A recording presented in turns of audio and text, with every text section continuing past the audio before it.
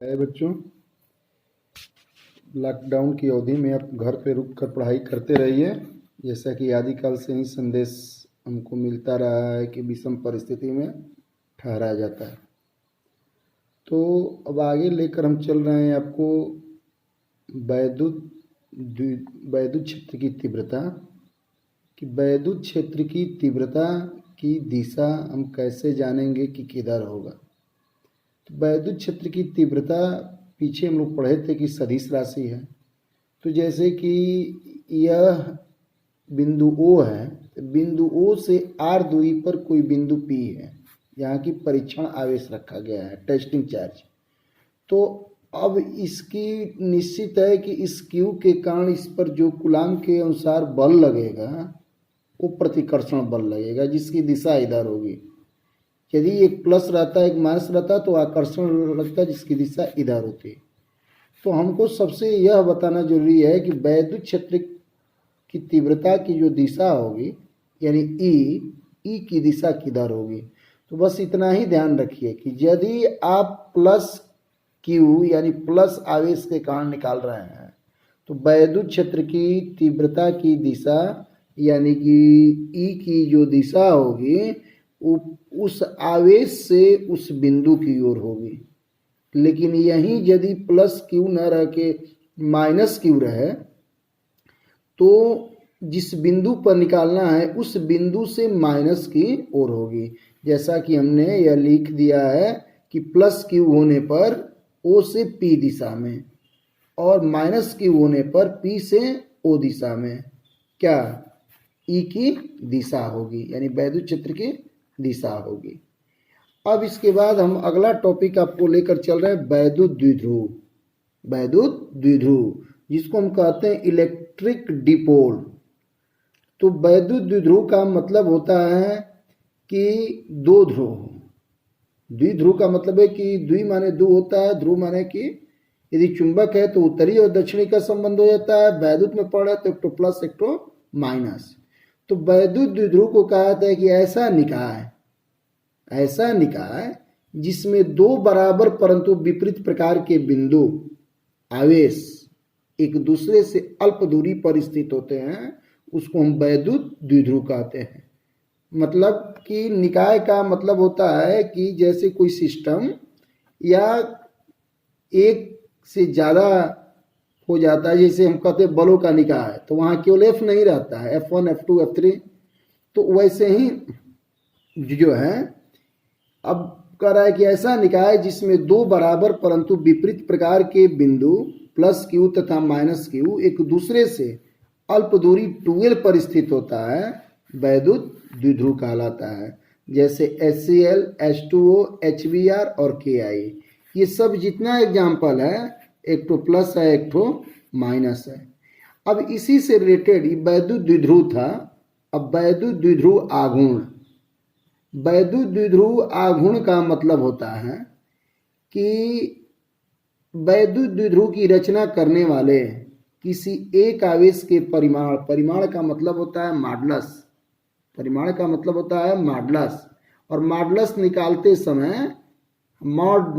समय minus Q यदि रहेगा तो इसका भी रिजल्ट मिलेगा क्यू, और प्लस क्यू यदि रहेगा तो इसका भी रिजल्ट मिलेगा क्यू, दोनों का क्यू। तो वैद्युत द्विध्रुव की रचना करने वाले किसी एक आवेश के परिमाण और उनके बीच की जो अल्प दूरी होती है जितना भी, उसके गुणनफल को हम क्या कहते हैं, वैद्युत द्विध्रुव आघूर्ण कहते हैं। यानी कि वही परिभाषा दिए हैं इलेक्ट्रिक डिपोल मूवमेंट का कि वैद्युत द्विध्रुव की रचना करने वाले दोनों बिंदु आवेशों में से किसी एक आवेश के परिमाण तथा दोनों आवेशों के बीच की दूरी के गुणनफल को वैद्युत द्विध्रुव आघूर्ण कहते हैं। इसको P से प्रदर्शित करते हैं। अब ये वैद्युत द्विध्रुव है, यह माइनस क्यू है और ये प्लस क्यू है। दिशा इसका माइनस से प्लस की ओर होती है और इनके बीच की दूरी को 2l मान लिया जाता है ताकि द्विध्रुव के मध्य बिंदु O से इसकी जब दूरी हम लें तो ये L और यह भी L, ये कोई जरूरी नहीं है बहुत लोग पूछने लगते हैं कि क्या ये जरूरी होता है कि 12 ही लें, क्या ये जरूरी होता है कि 12 ही लें? तो नहीं, कुछ भी ले लेते हैं, बशर्ते 12 लेते हैं तो आधा आधा करने में l, और यह भी दूरी कितनी हो जाएगी? l, तो पूरा क्या हो जाएगी? 12।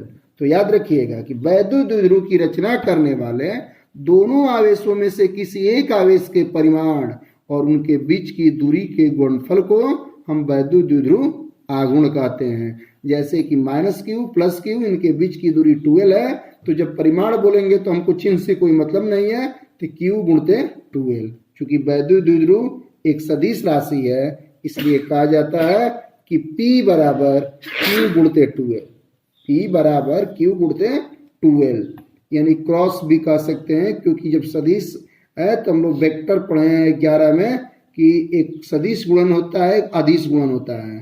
तो अदिश गुणन को डॉट से और सदिश गुणन को क्रॉस से, तो यानी कि कुल मिला जुला कर इसको कहते हैं P बराबर 2QL। और न्यूमेरिकल बनाते समय याद रखना है कि जो दो आवेशों के बीच की दूरी दी गई दिया जाएगा वो किसका मान होगा? 12 का, 12 रखेंगे, ठीक है।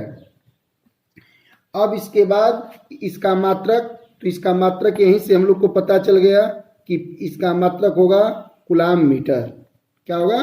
कूलाम मीटर, और बीमा होगा LTA, जैसा कि आपको यहाँ पर लिख दिया गया है, ठीक है। अब हम अगला टॉपिक लेकर चलते हैं, एक समान वैद्युत क्षेत्र में स्थित वैद्युत द्विध्रुव पर लगने वाले बल युग्म के आघूर्ण के लिए सूत्र, यानी टाउ का व्यंजक। तो बल युग्म का मतलब होता है कि दो ऐसे बल जो परिमाण और दिशा में बराबर परंतु एक रेखीय न हो, उसको हम कहते हैं बल युग्म। तो जैसे कि मान लीजिए कि ये वैद्युत क्षेत्र है और इस वैद्युत क्षेत्र में एक द्विध्रुव को रखा गया है, एक द्विध्रुव को रखा गया है जो क्षेत्र के साथ थीटा कोण बना रहा है। क्षेत्र के साथ क्या कोण बना रहा है? थीटा।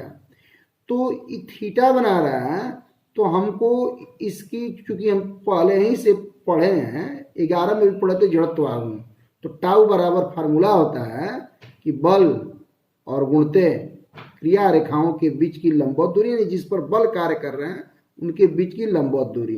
तो लंबवत दूरी निकालने के लिए मैंने क्या किया कि डॉट डॉट बढ़ा दिया, जिससे एक समकोण त्रिभुज निकल गया, समकोण त्रिभुज निकल गया, त्रिभुज बन गया।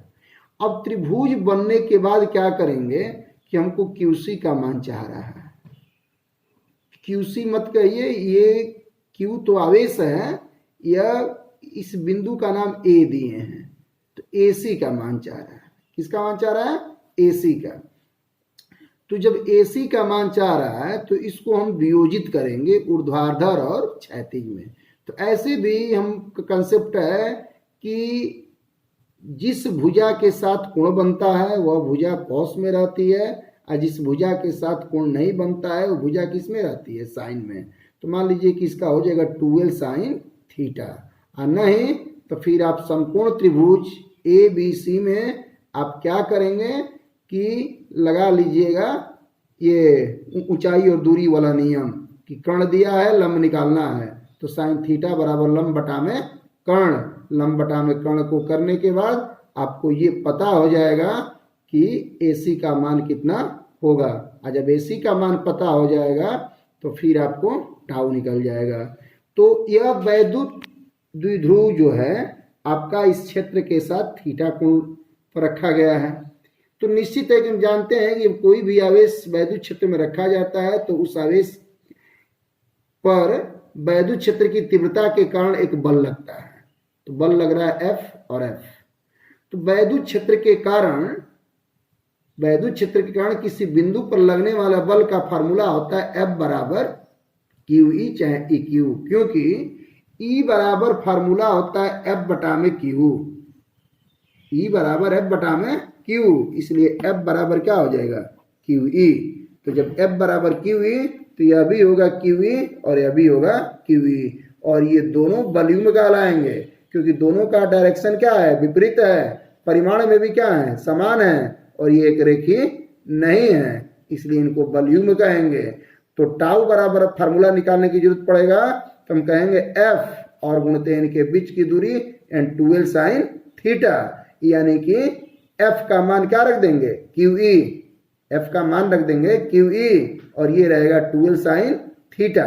अब क्या करेंगे कि अब हम टाउ बराबर जो एफ का मान क्यू ई रखे हैं 12, तो इसको एक साथ कर लेंगे, यानी कि कर लेंगे 2QL, और ई साइन थीटा ज्यों का क्यों रहेगा। फायदा ये होगा कि 2QL के बदले में हम क्या लिख सकते हैं, P, 2QL के बदले में लिख सकते हैं P, तो टाउ बराबर हमको फार्मूला क्या मिल जाएगा, PE साइन थीटा, जैसा कि आपको ये दिखा दिए हैं और पहले से भी पढ़ा दिए हैं। आप देखकर फिर नोट्स को कंप्लीट कर लीजिएगा।